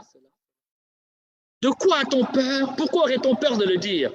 Est-ce que cela n'est pas logique? Est-ce que cela n'apparaît pas quand on médite la parole de Dieu? Marie est un modèle. Un modèle, c'est, on dit de quelqu'un qu'il est un modèle quand il possède des qualités idéales, des qualités qui peuvent servir de point de repère, des qualités qui peuvent inspirer les autres, des qualités qui peuvent donner envie aux autres, des qualités qui peuvent attirer les autres, des qualités que l'on peut imiter. Est-ce qu'au pied de la croix, Marie n'est pas imitable? Est-ce que l'attitude de Marie, la force de Marie, le courage de Marie, l'offrande de Marie, la foi de Marie, le silence de Marie, sa force, sa capacité à rester debout alors que tout s'écroule, est-ce que tout cela n'est pas digne de notre imitation? La question t'est posée. Je t'invite à la poser à ton prochain, à ton semblable, à ton voisin, ou alors je t'invite à te la poser toi-même. Oui, nous ne nous trompons pas lorsque nous affirmons que Marie est modèle d'espérance. Elle est modèle d'espérance au pied de la croix. Modèle, c'est-à-dire que nous pouvons l'imiter. Elle peut nous inspirer. Elle peut servir de référence dans nos souffrances. Elle peut servir d'exemplaire dans nos souffrances. Mais on dirait maintenant, il y a Jésus, il faut imiter Jésus. Je vous dirais alors, pourquoi vous imitez Saint Paul? Pourquoi vous imitez Abraham? Pourquoi certains jouent à Élie? Pourquoi certains s'amusent à être Ézéchiel? Pourquoi Marie serait privée de cette imitation? Mais de toute façon, 1 Corinthiens, le chapitre 11, le verset 1, l'apôtre Paul dit: soyez, je vous en prie, soyez mes imitateurs, comme je le suis moi-même de Jésus-Christ. Si l'apôtre Paul demande qu'on l'imite, ce n'est pas Marie qui ne peut pas dire ça. Bon, je vais ouvrir une petite parenthèse. Un enfant imite toujours ses parents. Est-ce que vous pensez que quand l'enfant Jésus grandissait, il n'a pas imité un peu sa maman? Qui sommes-nous pour avoir peur d'imiter celle que Dieu s'est donnée comme mère? Alors vous croyez que Jésus n'est pas correct. Il y a quelque chose qui ne tourne pas rond dans son esprit et que nous devons réécrire l'Écriture. Tous les actes divins sont riches d'enseignement. Tout ce que Dieu dit et fait est un enseignement pour nous, pour nos enfants, pour les générations et pour les siècles jusqu'à ce que le royaume soit accompli. Marie, nous pouvons l'imiter. Alors, je vais tenter de clarifier et on va avancer encore un peu. L'attitude de Marie, si nous voulons imiter Marie, si nous voulons la prendre comme point de référence, modèle d'espérance dans nos souffrances, dans nos épreuves, lorsque tout va mal, lorsque nous doutons de nous-mêmes, l'on doute de nous, lorsque tout est chamboulé, eh bien, on peut imiter Marie d'abord dans deux éléments que j'aimerais vous signaler. Le premier élément, c'est la consécration de Jésus à la personne, non, la consécration de Marie à la personne de Jésus. Tu veux imiter Marie? Première chose que je te demande de faire, c'est consacre-toi à Jésus. Ça veut dire quoi? Ça veut dire qu'accepte de couper. Accepte de mettre ta vie à part pour qu'elle appartienne à Dieu, qu'elle soit pour le Christ. Accepte de te donner corps et cœur à Jésus-Christ. Accepte de vivre pour Jésus. Pas de temps en temps. Pas quelque temps. Pas le temps d'une adoration. Pas le temps d'une grande convention. Pas le temps d'une messe. Pas le temps d'une évangélisation. Pas le temps du passage d'un prophète. Accepte de te consacrer à Jésus de jour comme de nuit, chez toi comme dans la rue, partout où tu es. Il vit comme quelqu'un qui a voué son être, corps et cœur, âme, esprit et corps, pensée, sentiment, parole et acte, et même en argent au passage, car il est écrit que tu aimeras le Seigneur ton Dieu, ton corps, ton âme, de tout ton cœur, de toute ton âme, de ton esprit, de tous tes moyens. Commence par là, parce que c'est cela que Marie a vécu. Elle s'est consacrée à son Fils, sa vie appartient au Christ, elle est venue en ce monde pour cela, c'est la mission que Dieu lui a confiée, c'est la mission que Dieu lui a donnée en ce monde. C'était ça son destin, c'était cela sa destinée sur la terre. Amen. Deuxième chose, consacre-toi à la mission du Christ. Mais en principe, si tu es vraiment consacré au Christ, si tu as accepté de ne pas vivre selon l'esprit du monde, la mentalité du monde, et que tu vis pour le Christ, eh bien, même sans parler du Christ, sans travailler à évangéliser, tu es déjà un évangélisateur. Et quand tu parleras du Christ, quand tu donneras de ton temps ou de ton argent pour parler de Jésus, eh bien, ta parole sera crédible. Autrement, tu vas dire aimer Jésus, et les gens vont dire, mais telle ligne d'aimer Jésus, lui-même n'aime pas Jésus. Tu seras donc en contradiction avec toi-même, et tu vas toi-même décrédibiliser la parole du Christ, et donc tu vas jeter le discrédit sur le mystère de Jésus-Christ. Amen. En disant cela, nous allons avancer. Voilà donc deux attitudes de fond, que j'aimerais te tracer, te proposer. C'est consacre-toi à la personne de Jésus et donne le meilleur de toi-même pour que la mission de Jésus évolue en ce monde. Notre monde a besoin de connaître le Christ. Regardez comment tout s'écroule autour de nous. Regardez, tout le monde vit dans la peur. Regardez, on ne sait pas de quoi sera fait le lendemain. Personne ne peut nous dire ce qu'il adviendra dans quelques mois. Personne. On ne sait pas. Y aura-t-il une grande crise économique? Il faut s'y attendre. Y aura-t-il, des guerres en vue? Il faut s'y attendre aussi. Dès qu'il y a une crise économique, les gens vont se disputer le peu qu'il y a. Nous ne savons pas de quoi sera fait demain, mes bien-aimés. Je ne veux pas être alarmiste, mais nous devons être réalistes. Tout ce qui se passe là bouscule totalement le monde. Il y aura un après-Covid, que nous le voulions ou pas. Nous devons donc nous y préparer en homme de foi. Nous devons donc tenir debout. Et ici, Marie doit être notre modèle. Marie nous apprend que quand tout va mal, et que quand bien même il nous semble que le Messie est mort, même dans le tombeau, il reste le maître. Les églises ont été fermées partout dans le monde. Ce qu'aucun dictateur n'a réussi à faire, le Covid l'a fait. Et après le Covid, il y a beaucoup d'églises qui vont mourir, particulièrement en Occident. Dans une église, il n'y avait que des vieux. Tous les vieux ont été balayés par le Covid. Quand déjà quelqu'un n'avait pas l'habitude d'aller à l'église, pour y aller, se battre, tourner en rond, tu lui donnes 6 mois, 1 an sans aller à l'église. Il y a beaucoup de fortes chances que quand on ouvre les églises, ils ne reviennent plus.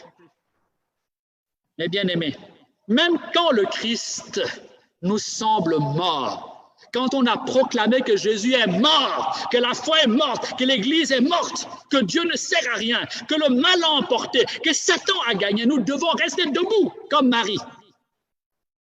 C'est une leçon de foi et d'espérance extraordinaire, alors que tout est, même les apôtres, à part Jean qui reste un peu là, on dit, vous savez, Pierre a retrouvé son vieux métier, hein? Les autres sont partis en se sauvant, les disciples montrent qu'ils sont en train de se lamenter, nous a trompés, nous nous sommes trompés. Marie est restée debout. Nous devons imiter cette foi de Marie. Comment imiter? Eh bien, il y a des qualités toutes simples. La patience de Marie, le courage de Marie, la douceur même de Marie au pied de la croix. Elle n'agresse pas. Nous autres Africains, quand on souffre, on voit le sorcier partout. Quand bien même nous sommes nous-mêmes à l'origine de notre problème, nous allons accuser la grand-mère, nous allons accuser l'oncle au village, nous allons accuser l'ami qui serait jaloux, alors que c'est nous-mêmes qui avons préparé notre échec. Mais bien, Marie n'accuse personne. Et pourtant, est-ce qu'elle ne pourrait pas accuser? Les criminels sont là, les bourreaux sont là, les assassins sont là, le sang coule là, n'est-ce pas? Mais elle n'accuse pas. La douceur de Marie dans l'épreuve, la combativité de Marie. Elle ne se roule pas par terre, elle reste debout. Elle continue de combattre dans l'espérance. Amen. Le front de Marie, elle s'associe parce qu'elle est unie à Jésus. Ce que Jésus veut, c'est ce qu'elle va faire. Sa vie est pour ça. Le front de Marie. Mes bien-aimés, mais l'union de Marie à la souffrance de Christ. Voilà autant de qualités extraordinaires, belles. Nous autres, les humains, nous avons un problème, c'est que nous ne voyons que la beauté extérieure. Quelqu'un a une grosse bague en or, une femme avec des bijoux, nous sommes émerveillés. Mais nous oublions que ça, là, c'est dehors. Que le bijou, là, c'est un caillou qu'un homme a cassé et donné une forme. Nous oublions que les beaux habits, là, ou la belle voiture, là, c'est du fer. C'est l'homme qui l'a donné ça. Donc nous oublions que le plus important, ce n'est pas l'habit, ce n'est pas les bijoux, ce n'est même pas l'argent qu'on va dévaluer. Ce n'est pas à ta maison que tu laisseras. Eh bien, c'est ce qu'il y a dans ton âme. Et ce qu'il y a dans ton âme, ça doit être les qualités. Le monde des valeurs. Les valeurs sont un monde. C'est ça qui donne du poids à l'être humain. C'est pour ça qu'on appelle ça des valeurs, les vertus. Les vertus. C'est ça qui donne du poids à l'homme. Regardez, qui vraiment va aimer un homme? Ben, bien sûr, on connaît les amours de calcul. Hein? Il y a les amours de calcul. C'est l'amour de calcul, n'est-ce pas? Les amours de calcul, ce sont ces amours où une femme va épouser un homme, une pas parce qu'elle veut son argent, alors qu'en réalité, il n'y a rien, elle ne l'aime pas. Okay? Ça existe. Mais mes bien-aimés, nous savons que c'est de la fausseté, nous savons que c'est du mensonge, que ce n'est pas du vrai, c'est du tort. Tu peux rencontrer, toi jeune fille qui veut te marier, un homme beau, comme pourrait l'être un ange. Mais à peine l'as-tu commencé à fréquenter, tu vas te rendre compte que ce monsieur-là, beau être beau comme un ange, dans son comportement, il agit comme un animal. Incapable de respect, incapable de maîtrise de lui-même. Il boit comme un trou, il est infidèle. Est-ce que vraiment, même s'il a plein d'argent, est-ce que cet homme vraiment, tu vas l'apprécier? Quelle valeur vas-tu lui donner? C'est sûr si tu le mesures à son argent. Tu as dit qu'il est quelque chose, mais l'homme ne mesure pas l'homme d'abord sur la base de l'argent. On mesure l'homme sur la base de ses valeurs. Ce sont les valeurs qui sont les choses les plus importantes. Et notre monde est un monde sans valeur, qui a donc besoin que nous sémions l'espérance dans notre monde, que nous donnions l'espérance à notre société. Nous sommes le sel de la terre, nous sommes la lumière du monde, au pied de la croix, alors que les apôtres sont partis désespérés, alors que le peuple est désabusé, les chefs des prêtres se réjouissent et sont contents, ils ont réussi leur coup. Marie reste la lumière, la petite étincelle qui continue de brûler, la petite flamme de l'espérance, la petite colonne de foi qui tient debout au pied de la croix. Amen. Amen. Être debout en silence, en attente confiante, en disponibilité, sans être passif et en prière, ce sont des qualités que nous pouvons imiter et trouver auprès de la Vierge Marie. Eh bien aimés, nous pouvons donc imiter Marie dans le mystère de l'espérance, dans son espérance au pied de la croix, d'abord dans nos croix. Nous allons appeler croix ici nos épreuves, nos souffrances, nos problèmes, nos échecs. Là où nous savons que Dieu seul peut intervenir. Là, nous savons qu'il n'y a que Dieu seul qui peut faire quelque chose. Nous devons personnellement imiter Dieu, non, imiter Marie au pied de la croix dans ces moments-là. Dans ces moments-là. Quand tu as tout essayé, c'est toujours l'échec. Quand tu es devant le mur, quand on t'a condamné à mort, ok? Et quand bien même tu sais que la mort est déjà dans ton sang, c'est là que nous devons imiter l'espérance de Marie. Rester debout. Continuer à croire contre toute espérance. Continuer à espérer la réponse et le secours divin. Amen. Mais nous devons aussi imiter l'espérance de Marie lorsque nous sommes confrontés à la croix de Jésus. Ici, la croix de Jésus, c'est lorsque nous sommes persécutés pour l'Évangile. Nous voulons aimer Dieu, tout le monde s'en prend en nous. Nous choisissons de marcher selon l'Évangile et les gens nous attaquent, nous agressent. Nous servons la parole de Dieu et soudain, nous nous rendons compte que nos amis ne sont plus nos amis. Dans ces moments-là, nous devons garder l'espérance et tenir debout comme la Vierge Marie. Amen. Voilà le premier grand lieu où nous devons imiter l'espérance de Marie. Deuxième lieu où nous allons imiter cette espérance de Marie, c'est à l'heure de l'épreuve de nos proches. L'épreuve de nos proches.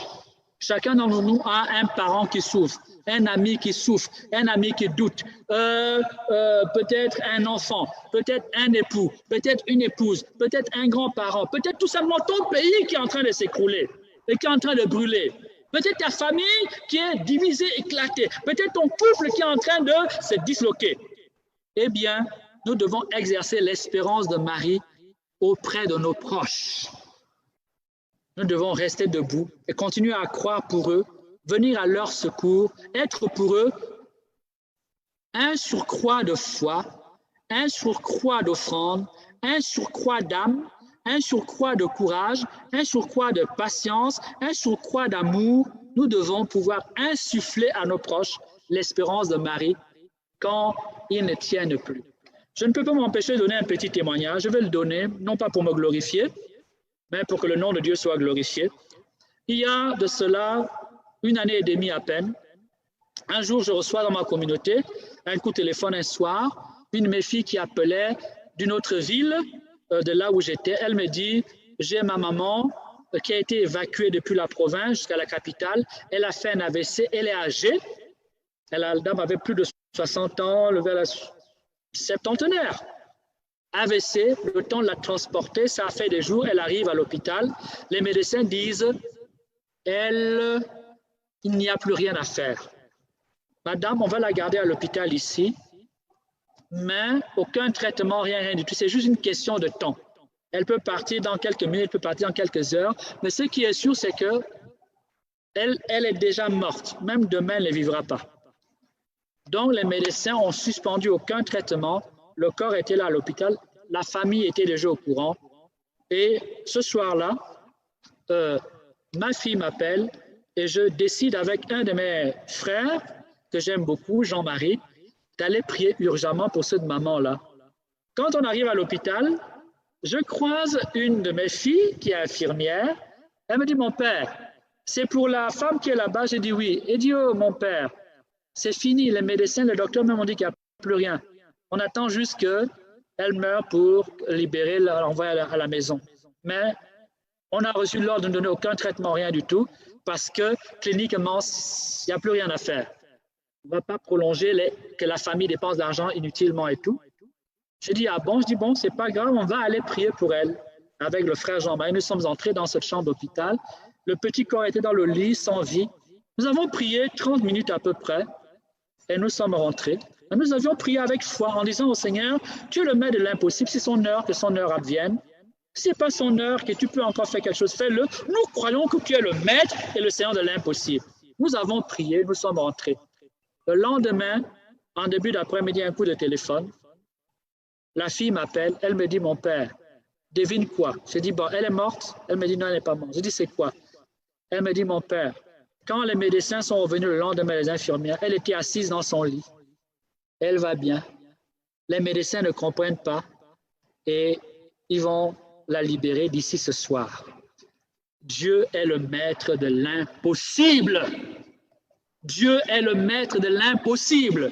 Ce n'est pas parce que tu as déjà échoué. Ce n'est pas parce que tu as échoué dans tel domaine. Ce n'est pas parce que ça n'a pas marché ici. Ce n'est pas parce que ça n'a pas marché sur ton voisin. Ce n'est pas parce que ça ne marche pas dans ton pays que chez toi, ça ne marchera pas. Ce n'est pas peut-être parce que tu as raté à tel examen ou à tel concours que ça ne marchera pas un jour. Ne désespère pas.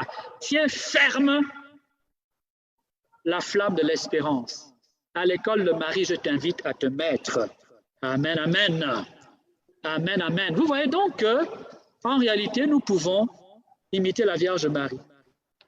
Quelle que soit notre confession religieuse, si on est honnête, si on est loyal, si on regarde l'Évangile tel qu'il est, sans a priori négatif, nous pouvons honorer Marie.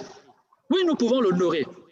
Nous pouvons la respecter, nous pouvons lui accorder de la crédibilité, de la considération. Elle doit occuper une place dans notre vie. On ne peut pas parler de la vie de Jésus parce que la vie de Jésus est enracinée dans la vie de Marie. Il est lié à elle. Elle est liée à lui. On ne peut pas les séparer, on ne peut plus les séparer. Alors, comment honorer le nom de Marie? Eh bien, déjà en imitant, et c'est la plus belle chose qu'on puisse faire, c'est d'imiter les vertus de Marie. Les disciples de Saint Paul, et nous imitons Saint Paul, pourquoi nous n'allons pas nous imiter la Vierge Marie? C'est une manière de l'honorer. Nous pouvons honorer Marie, eh bien en la respectant. Il est bon ton que sur certains réseaux sociaux, des grands prédicateurs, de soi-disant grands prophètes, se mettent à parler de manière injurieuse de Marie. Mais mon Dieu, comme disait un prédicateur, ta femme, on l'appelle maman prophète, maman pasteur, on la respecte. Et la maman de Jésus, tu craches dessus, tu la mets à l'écart. Ne sais-tu pas qu'il n'y a pas pire manière d'humilier un homme que d'insulter sa mère? Quand j'étais enfant, nous avions un drôle de jeu dans les cours de récréation. Quand tu voulais te battre avec un copain, on traçait une ligne au milieu et chacun se mettait de par la ligne et on s'insultait. Il y avait la limite. Quand quelqu'un voulait se battre, il suffisait qu'il insultât ta mère pour que tu décides de te battre avec lui. Amen. Nous devons la respecter, c'est une manière de l'honorer. Nous pouvons la bénir, dire du bien d'elle, Dieu la bénit. Pourquoi je ne peux pas la bénir? Et bénir, bénédicere, c'est dire du bien. Nous pouvons dire du bien de Marie. Qui t'empêche de dire du bien de Marie? Qui t'empêche de dire du bien de Marie? Dieu la bénit. Et bénir signifie dire du bien. L'Écriture montre ses qualités. Au nom de quoi tu vas la mettre en sourdine? Au nom de quoi tu vas la suspecter? Au nom de quoi tu t'interdiras de la contempler et de l'imiter? Je vais même aller plus loin. On peut la représenter. On peut la représenter. On fait des statues de Martin Luther King. On fait des statues de... Pourquoi? Parce que c'est des grands hommes qui ont apporté beaucoup à l'humanité. Qui t'interdit de faire une statue de Marie? Qui? Pourquoi? Alors, parce qu'on a fait la statue de Martin Luther King quelque part, ou d'un Gandhi, c'est l'idolâtrie nécessairement. Vous voyez? La statuaire mariale, l'imagerie mariale a ici sa place. A ici sa place. Nous pouvons parler de Marie. La Bible parle d'elle. Pourquoi quand tu vas arriver là où on parle d'elle, tu triches? Tu tournes la page. La Bible parle de Marie, en long et en large. C'est même la femme dont on parle le plus dans le Nouveau Testament. Et toi, quand tu parles, tu arrives là, tu triches, tu sautes la page, tu ne veux pas, tu refuses. Tu sélectionnes les pages qui t'arrangent. Tu sélectionnes les pages qui t'arrangent. Tu te refuses à méditer. Tu peux parler de Marie. Tu dois parler de Marie. Si Jésus est vraiment ton frère, c'est que sa mère est ta mère. Un enfant qui ne parle pas de sa maman, est-il vraiment un enfant normal? C'est un enfant qui a des problèmes avec sa mère? Non, c'est même un enfant qui a des problèmes avec son frère. Parce que si mon frère a des problèmes avec maman, je ne peux pas être heureux. Je voudrais réconcilier mon frère avec maman. Mais maintenant, si mon frère se met à insulter ma mère, moi qui suis le frère, petit frère ou grand frère, ben, j'aurai des problèmes. Je ne pourrai jamais être content de mon frère parce qu'il a des problèmes avec maman. Tu peux parler de Marie. En Luc 1, le verset 48, prophétiquement, poussé par l'Esprit Saint, Marie va dire, toutes les générations me diront bienheureuse. Toutes les générations me diront bienheureuse. Et allez lire les textes, vous verrez qu'elle agit dans l'Esprit Saint. Je n'ai pas le temps de développer. L'hymne est inspiré directement par l'Esprit, l'hymne que nous appelons, nous autres catholiques, le Magnificat. C'est une parole prophétique. Tu crois à la prophétie, mais celle-là ne t'intéresse pas.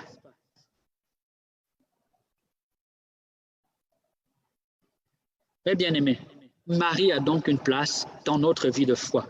En Galates 4, le verset 4 à 7, il est né d'une femme, le Verbe de Dieu, l'unique médiateur, le seul sauveur, le seul nom qui sauve, il est né d'une femme pour nous conférer l'adoption filiale. Jésus est venu pour que nous soyons ses frères. Mais dire cela, c'est dire que Jésus est venu aussi pour que Marie soit notre mère. Elle est notre mère, non pas selon la chair, selon le sang, mais selon la grâce, selon l'Esprit. Amen. Alors, puisque c'est ce thème qui nous rassemble, j'aimerais vous inviter, pour finir à ceci, vraiment j'y tiens de tout mon cœur, j'aimerais te dire, toi qui m'écoutes, regarde Marie, regarde-la dans les évangiles, sans tricher, regarde-la les yeux dans les yeux, regarde les textes, analyse-les, cherche à les comprendre, mais fais-le loyalement, sois loyal, sois honnête.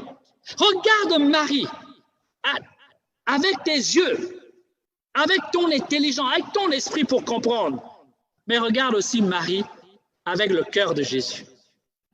Et ça changera tout.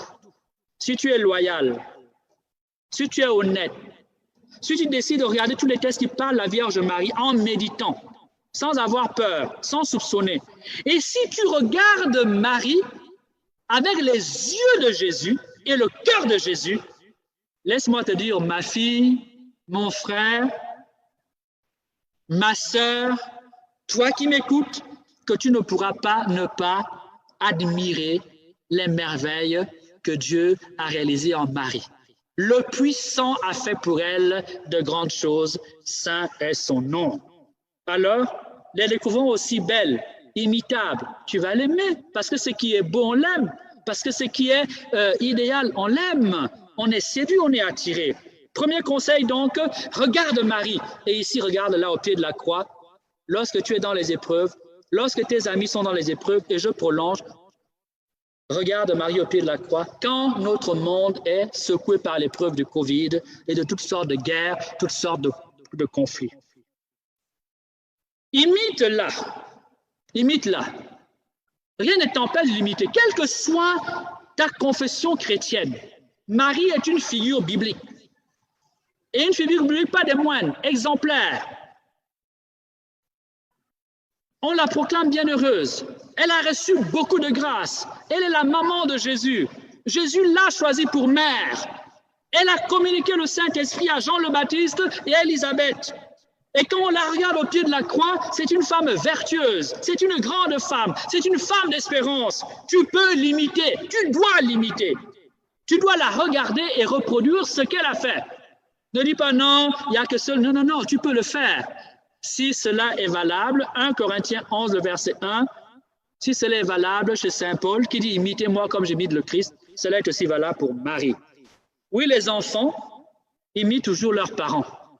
Si Jésus est ton parent et que Marie est ta mère, tu dois l'imiter, imite-la. Les enfants s'approprient la vie, l'esprit de famille en imitant les manières de faire de leurs parents. C'est pour ça que dans une famille, on a la même qualité, on peut aussi avoir les mêmes défauts. C'est parce que les enfants s'approprient. Il y a une part qui passe dans la génétique, il y a une part qui passe dans l'éducation, une part aussi qui passe dans l'imitation. La plupart du temps même, les enfants retiennent ce qu'ils te voient faire et pas ce que tu dis. Donc, imite Marie et tu seras vraiment un frère pour Jésus. Amen. Enfin, salue-la. L'ange l'a salué, le ciel l'a salué. L'archange Gabriel est le lieutenant de Dieu, celui qui remplace l'ambassadeur divin, l'envoyé divin. Il l'a salué, il lui a parlé. Et cette parole est aussi une parole biblique. Qu'est-ce qui t'interdit de dire réjouis-toi? Simplement réjouis-toi, Marie. Tout c'est une parole de Dieu. Cette parole est est une parole de Dieu. Et comme parole de Dieu, elle est pleine d'Esprit Saint. Jean 6, 63, ma parole est esprit et vie. Si réjouis-toi Marie est une parole biblique, c'est une parole remplie d'Esprit Saint. Donc en la répétant, tu peux être touché, tu peux être transformé. Qui t'empêche de dire réjouis-toi? Personne, mon frère, personne, ma sœur. Celui-là, respecte-la, considère-la comme ta mère. Je vais finir. Défends-la. Un enfant défend toujours sa mère. Si tu es ami de Jésus, et Jésus a fait de toi son ami, tu ne peux pas ne pas défendre sa mère quand on dit du mal d'elle. Fais-le en honorant Jésus, son fils. Mieux, en honorant Marie, en réalité, c'est Jésus que tu honores. En déshonorant Marie, c'est Jésus que tu déshonores. Fais-le en obéissant à Jésus. La dernière parole, le mari, c'est « faites tout ce qu'il vous dira ». Il ne faut pas te contenter seulement d'aimer Marie, il faut obéir à Jésus. Alors tu feras la joie de Marie. Imite Marie, défends Marie, ne permets pas que quelqu'un à côté de toi se mette à dire n'importe quoi sur elle. Tu connais ta foi. Ce n'est pas à quelqu'un qui n'est pas de ton église de venir te dire ce à quoi tu crois. Pardonnez-moi, je vais prendre un exemple tout à fait déplacé. Ce n'est pas au bouddhiste de venir me dire voilà qui est la Vierge Marie en qui tu crois. Les textes de l'Église sont là pour me dire en quoi je crois. Les prêtres de l'Église sont là pour me dire en quoi je crois. Si je suis catholique, je sais en quoi je crois, en qui je crois. Donc, il ne permet pas que quelqu'un vienne vomir, vienne médire de la mère de ton sauveur. Ne permet pas cela. Et ici, j'aimerais vous mettre en garde, beaucoup de chrétiens catholiques qui m'écoutent. Vous faites la promotion souvent des soi-disant hommes de Dieu, je les respecte, mais je dois respecter ma foi aussi. C'est vous qui faites la promotion souvent. Vous envoyez des films à gauche, à droite, dans les réseaux sociaux, de soi-disant hommes de Dieu qui passent leur temps à insulter la Vierge. Est-ce que vous êtes cohérent avec votre foi? Comment peux-tu faire la promotion de quelqu'un qui insulte ta mère? Comment peux-tu promouvoir et supporter, être le fanatique d'un homme qui insulte la mère de ton sauveur? Un homme qui insulte ta mère. N'accepte jamais que quelqu'un vienne insulter ta foi, que quelqu'un vienne insulter la maman de Jésus. Insulter la mère du Christ, c'est insulter le Christ. Celui qui a des problèmes avec Marie a en réalité aussi des problèmes avec Jésus, même s'il l'ignore. Et ce n'est pas parce que Jésus ne lui dit rien que Jésus est content de lui. Jésus ne fait que le supporter. Il ne fait que le tolérer. Il patiente. Il espère qu'un jour il comprendra. Oh, s'il te plaît, n'oublie pas que tu la trouveras dans le ciel. J'espère que tu n'auras pas honte d'elle dans le ciel. Au ciel, nous la verrons. Nous verrons Jésus. Peu importe la place qu'elle aura, elle sera certainement grande. Mais tu verras Marie au ciel. J'espère que tu n'auras pas honte de la saluer. Tu n'auras pas honte de la voir. Honte de l'aimer. Au ciel, tout le monde sait. Parce que sur la terre, tu auras passé ton temps à avoir peur d'elle, à la médire, à la combattre.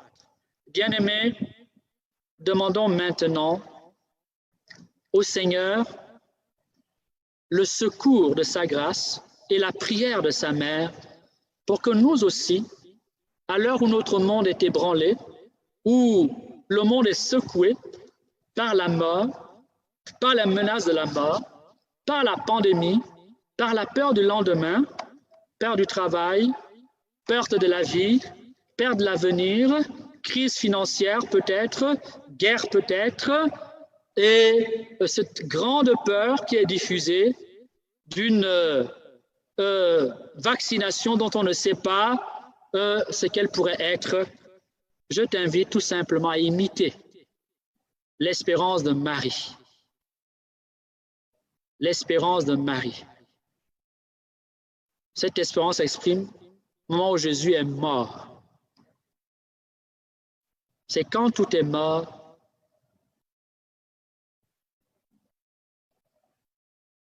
que doit se manifester avec force la vertu de l'espérance. Même si tout semble mourir autour de nous, ne perdons pas l'espérance. Seigneur notre Père et notre Dieu, merci pour ta bénédiction, merci pour ta grandeur, merci pour ta fidélité, merci pour tout ce que tu nous as donné, merci pour tout ce que tu nous as dit, merci pour la présence de Marie, merci pour la tendresse de Marie, merci pour l'amour de Marie. Nous voulons apprendre à aimer Marie comme tu l'as aimée. Nous voulons regarder Marie comme tu la regardes. Seigneur Jésus, donne-nous ton cœur. Donne-nous les sentiments de ton cœur, afin que par les sentiments de ton cœur, nous puissions regarder Marie. Donne-nous tes yeux, pour que nous puissions regarder Marie comme tu la regardes. Donne-nous ta tendresse pour Marie, toi son digne fils. Donne-nous, nous t'en supplions, ô Jésus, Roi des rois, Seigneur des seigneurs, seul sauveur, seul médiateur.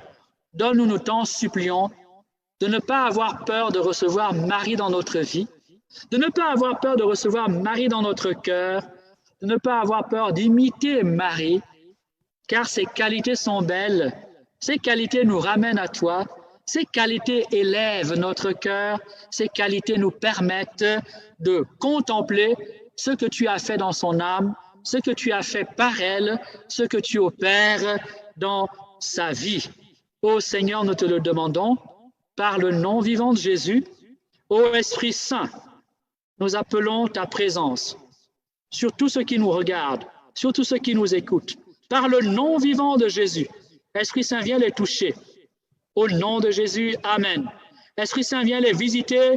Au nom de Jésus, Amen. Esprit Saint, viens les toucher. Au nom de Jésus, Amen. Esprit Saint, viens les consoler. Au nom de Jésus, Amen. Esprit Saint, viens les transformer. Au nom de Jésus, Amen. Nous prions maintenant pour tous ceux qui sont désespérés à cause de situations difficiles, impossibles, tenaces, perte d'un être cher, perte d'un emploi, sécheresse financière, rejet familial, échec amoureux sentimental, divorce, perte d'un ami, ceux qui sont, Seigneur, affligés par toutes sortes de maux. Nous te demandons par le nom de Jésus au Saint-Esprit de les visiter. Saint-Esprit, visite-les puissamment par le nom de Jésus. Touche leur cœur au nom de Jésus. Amen.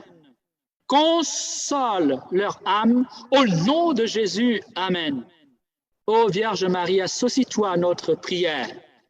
Salut Reine, Mère de miséricorde, notre vie, notre joie, notre espérance, salut. Enfants d'Ève exilés, nous crions vers toi. Vers toi nous soupirons, gémissant et pleurant. Dans cette vallée de larmes, ô toi notre avocate, tourne donc vers nous ton regard de miséricorde. Et après cet exil, montre-nous Jésus, le fruit béni de ton sein. Ô clémente, ô tendre, ô douce Vierge Marie, Amen. Ô Jésus, fais-nous aimer Marie. Ô Marie, donne-nous ta tendresse pour Jésus. Ô Marie, donne-nous ta foi en Jésus. Ô Marie, donne-nous ton obéissance à la parole de Dieu. Ô Marie, donne-nous de regarder Jésus comme tu le regardes. Apprends-nous à l'approcher, apprends-nous à lui parler, apprends-nous à le prier, apprends-nous à l'adorer, apprends-nous à le servir, toi, la servante du Seigneur. Amen. Bien-aimés qui me suivez, je vous donne la bénédiction. Le Seigneur soit avec vous. Que Dieu Tout-Puissant vous bénisse, où que vous soyez, au nom du Père et du Fils et du Saint-Esprit. Amen. Demeurez dans la paix et la joie du Seigneur, particulièrement en ces moments de trouble, en ces moments de pandémie. Que l'espérance reste vivante, que jamais ne s'éteigne en vous la flamme de l'espérance. Amen. Soyez bénis.